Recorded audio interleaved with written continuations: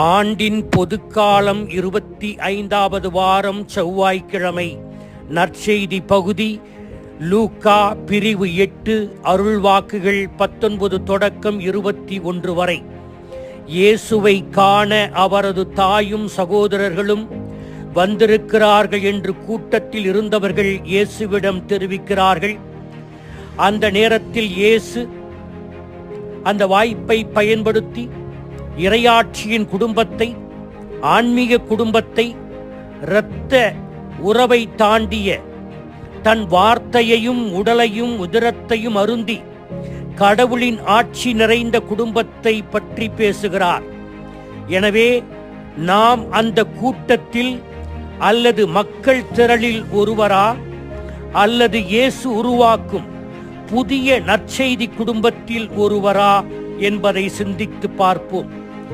நாம் கும்பல் மனப்பான்மையில் வாழ விரும்புகிறோமா, அல்லது குடும்ப உணர்வில் வளர விரும்புகிறோமா?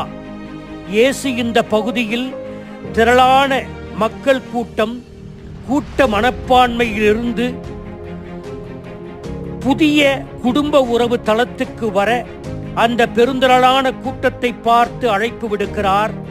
இயேசு தன்னுடைய மன்னக பிறப்பையோ, தன்னுடைய இரத்த சம்பந்தப்பட்ட உறவுகளான தனது தாயையோ சகோதரர்களையோ மறுக்கவில்லை. மாறாக இரத்த எல்லையை கடந்து ஆழமான, உயர்ந்த, நிலைத்த, நிரந்தரமான உறவை எடுத்து கூறுகிறார். கூட்டத்திலிருந்து குடும்பத்திற்கு நம்மை அழைக்கிறார். பெயர் எதுவும் தெரியாத கூட்டத்தில் இருந்து, அந்த நிலையிலிருந்து அறிந்து தெரிந்து உணர்ந்து வாழ குடும்பத்திற்கு அழைக்கிறார். கூட்டத்திலிருந்து கொண்டு தான் சொல்பவற்றிற்கு மண்டைய ஆட்டிக்கொண்டு உள்ள நிலையிலிருந்து அவரோடு சேர்ந்து கொண்டு அவரை பின்பற்ற அழைக்கிறார். கூட்டத்தோடு பொத்தாம் பொதுவாக நிற்காமல் தன் பக்கத்தில் உள்ள நல்லது கெட்டதை அறிந்து தான் சொல்வதில் என்னென்ன இருக்கிறது என்பதை உணர்ந்து வாழ அழைப்பு விடுக்கிறார். தன்னை தேடவும், தன்னை புரிந்து கொள்ளவும், தனக்கு கீழ்ப்படியவும் அழைப்பு விடுக்கிறார். எனவே இயேசு அமைக்கும் புதிய இறையாட்சி குடும்பம் இத்தகையது என்பதை நாம் உணர வேண்டும். இயேசு உருவாக்கும் குடும்பம் இறைவார்த்தைக்கு கீழ்ப்படியும் குடும்பம். வெறும் வார்த்தைகளை மட்டும் கேட்டுவிட்டு போகாமல் அதை நடைமுறைப்படுத்துகின்ற குடும்பமாகும். லூக்கா இப்படி இயேசுவின் வார்த்தைக்கு கீழ்ப்படிந்து செயல்படுத்திய முதல் பெண்மணி அன்னை மரியா என்று தன்னுடைய நற்செய்தியின் தொடக்கத்திலேயே குறிப்பிடுகிறார்.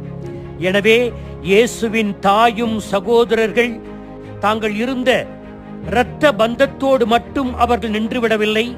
இயேசு கட்டியமைக்கும் இறைவார்த்தையின் குடும்பத்திலும் மிகச்சிறந்த உதாரணமாக இருக்கிறார்கள் என்று லூக்கா குறிப்பிடுகிறார். இப்ப கேள்வி என்னன்னா, நாம இன்னும் கூட்டத்திலேயே கும்பலோடு கும்பலாக இருக்கிறோமா, அல்லது இயேசுவின் வார்த்தையை வாழ்வாக்கும் நற்செய்தி குடும்பத்தில் இருக்கிறோமா? குடும்ப மனப்பான்மையிலேயே ஏன் மக்கள் இருக்கிறார்கள் என்பதை ஹென்றி நூவன் என்கின்ற எழுத்தாளர் பின்வருமாறு கூறுகிறார். தன்னைத்தானே ஏற்றுக்கொள்ளாதவர்கள், செல்ஃப் ரிஜெக்ஷன், கிறிஸ்துவுக்கு கீழ்ப்படிய முடியாது என்று கூறுகிறார். தன்னை நிராகரிக்கும் மனப்பான்மையோடு வாழ்பவர்கள் இயேசுவையும் நிராகரிப்பார்கள்.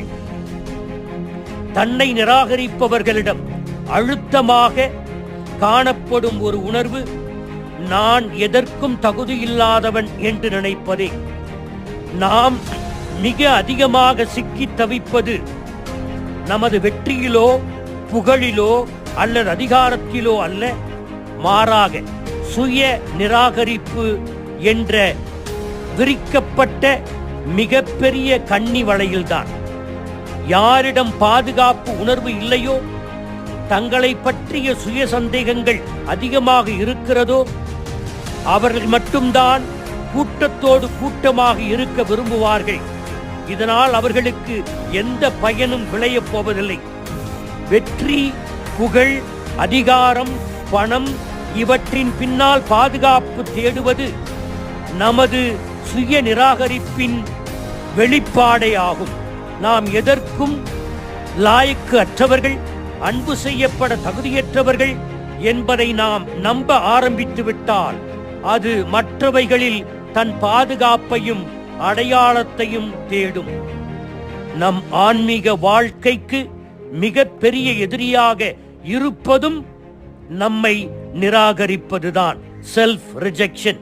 நான் அன்பு செய்யப்படக்கூடியவன், என்னை அன்பு செய்ய இயேசு இருக்கிறார், இயேசு என்னை நீ என் அன்புக்குரியவன் என்று கூப்பிடுகிறார், நீ என் குடும்பம் என்று சொல்லுகிறார், என் குடும்பத்தில் வந்து சேர்ந்து கொள் என்று கூறுகிறார்.